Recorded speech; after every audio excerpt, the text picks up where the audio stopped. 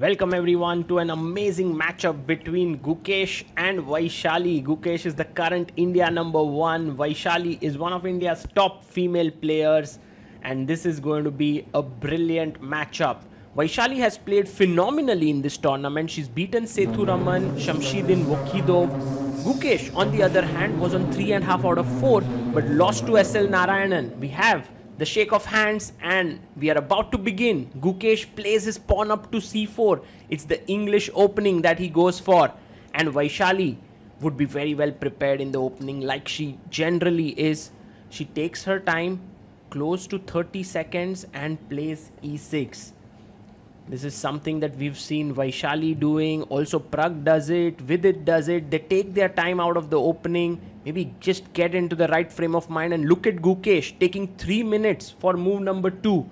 Just trying to assess what are the possibilities that would lead to the kind of game that he wants to play today. d5 played. So we have the Queen's Gambit declined. If Gukesh goes d4, will he play it? Will he go into that mainline stuff? Yes, he does. He plays d4. And now Vaishali knight f6, very much likely to be played. But instead she goes c5. Ooh, Tarash defense. And you can see there Gukesh looking at that move for a slightly second longer and trying to think what he should be doing. He takes the pawn on d5. Now, this is a very interesting opening choice by Vaishali. The Tarash defense leads to an isolated queen pawn because white will eventually take here or black will take here, and that's what generally happens.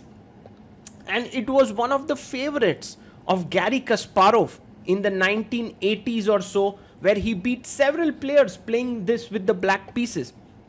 But since then, when he faced Anatoly Karpov, he stopped playing this because it is strategically a slightly dubious opening. You are left with a weak pawn, and I think against a player of Karpov's caliber, Kasparov did not dare trying it too many times. However, Vaishali thinks this is the right opening to be played against Gukesh. Now, the setup which Gukesh has chosen with the fianchet of the bishop putting it on g2 is the main line. The bishop is beautifully positioned to attack the d5 pawn. Bishop e7, we are going into the main line territory. And now the main move here is knight to c3. Gukesh plays it, and yeah, now castle seems like the most normal and natural move here. Exactly, Vaishali castles it out. Now, one of the lines is to take, but Gukesh goes bishop g5, which is clearly the main line, but this allows black an additional option. One is to take on d4 or first play h6. That's also, no, first take on d4, but she plays c4. With this, she's gaining space in the position, and the main line now continues with knight e5. It's been played in several games, but Gukesh plays e3. And this seems to be some preparation of his, maybe an old preparation. I don't think he would have prepared it one day before the game because there was no way to know that Vaishali would play the Tarash. So, but look at Vaishali's time. She has 1 hour 31 minutes. So she's clearly in his prep. Clearly in her prep. Bishop e6 played by her. And now Gukesh goes knight to d2. Very interesting. The main moves here are queen d7, rook c8. But white's plan revolves around the move b3 to break the position. And so Vaishali goes h6. Maybe not the best move because clearly you want to take the knight here. If by going back, that doesn't seem very logical. So takes, and now b3 is what Gukesh will do because breaking that structure is a good idea. Now, if black doesn't do anything, white wants to take, and then have this very nice pawn center. So Vaishali takes on b3, and this is already slightly inferior position.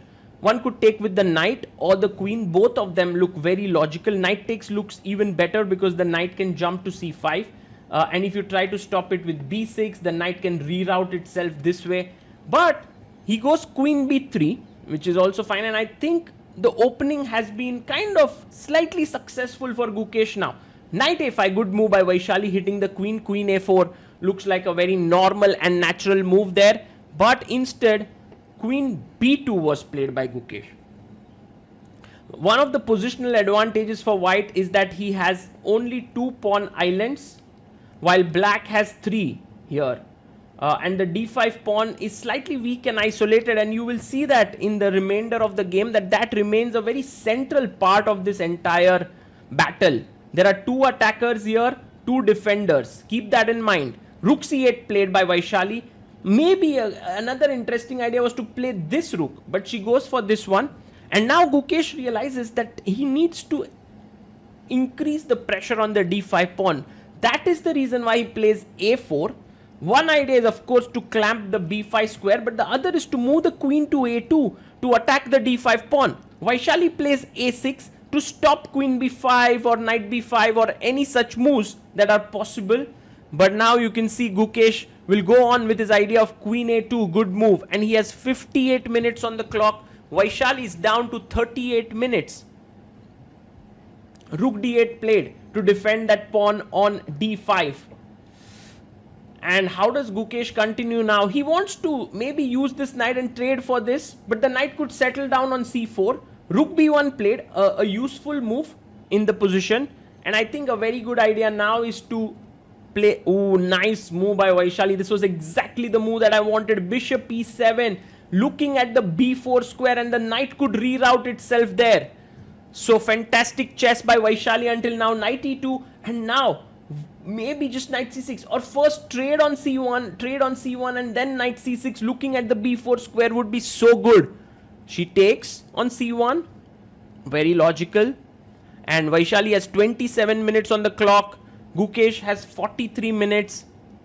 Rook takes on c1, and now I think you could play g5. That is one idea, stopping knight f4, but bishop b4 is not the best. Knight c6 was really very cool, because once your knight is placed here, it's a very nice position for black. Instead, bishop b4 now allows knight b3, an interesting move, because if knight c4, which Vaishali wants to play, knight f4 puts a lot of, oh, she goes knight c4 anyway. Regardless of that, she goes knight c4, and now Gukesh can put his knight on this square, which he does.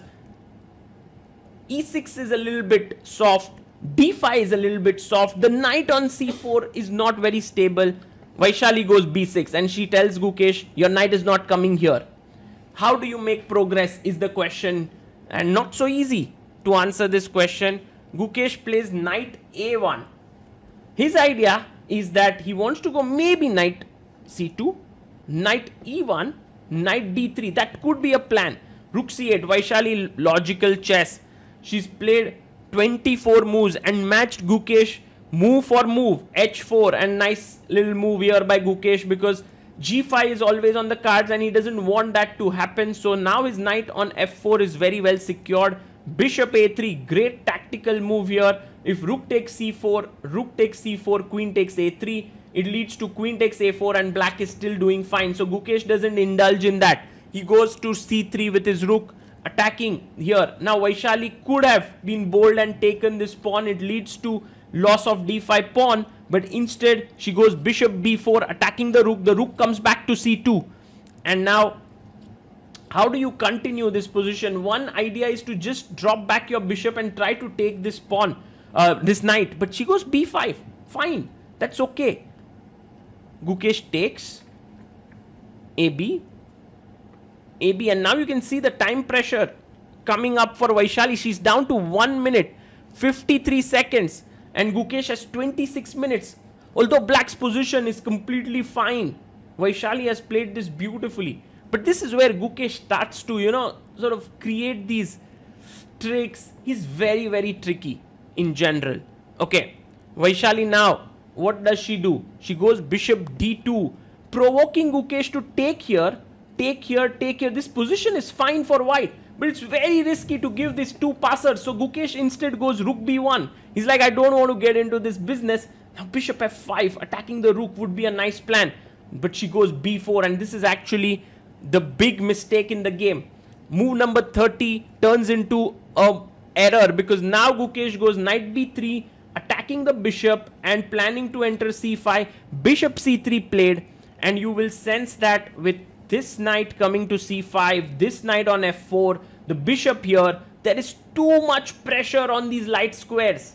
So Vaishali now plays her queen up, and a good idea now is to take, put your bishop here, move your queen from this side and or from this side. But Gukesh actually does nothing. He builds up, he continues building up the pressure. He goes rook c1, and Vaishali plays a rook to b8.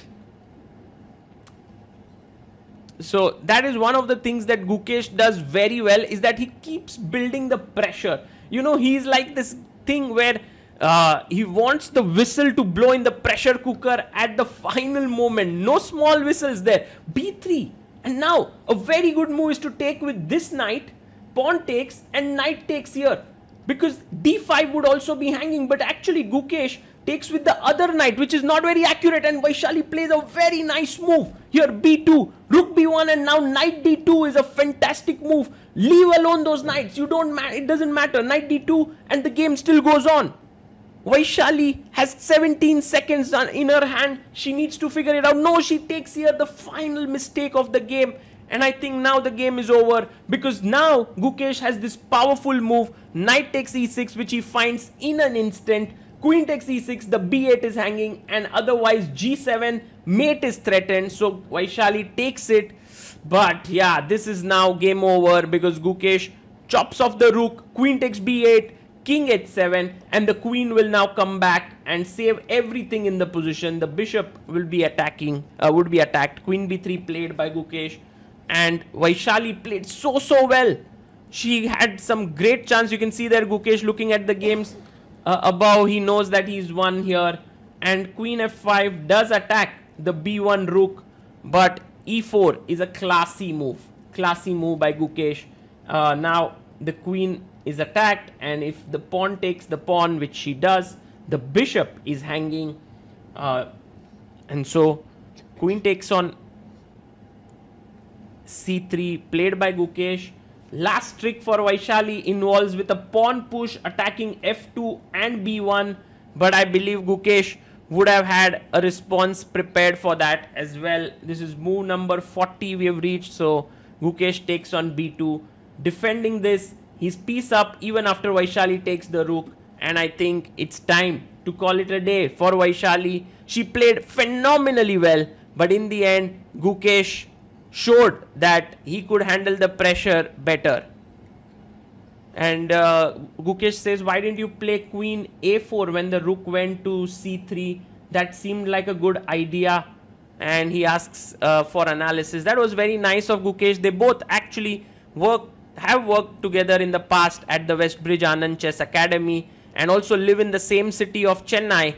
So I'm sure that it was a great experience for Vaishali to play against Gukesh, and Gukesh with this moves to 4.5 out of 6 and keeps his chances alive of winning this tournament.